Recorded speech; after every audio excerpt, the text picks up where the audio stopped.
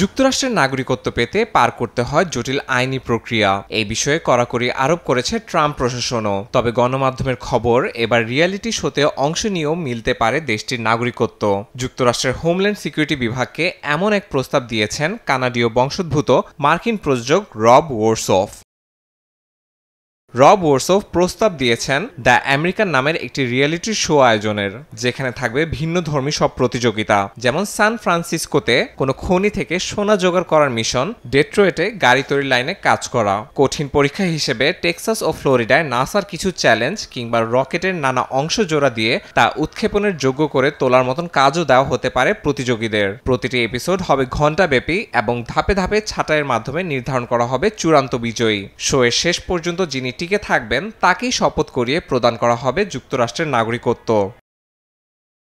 রব ওরসফের এমন প্রস্তাবের বিষয়ে অবগত আছে বলে জানিয়েছে হোমল্যান্ড সিকিউরিটি বিভাগ। তারা বলেছে এটি এখনো প্রাথমিক পর্যায়ে রয়েছে। প্রস্তাবটি গুরুত্ব দিয়ে বিবেচনা করা হচ্ছে বলেও জানিয়েছে তারা।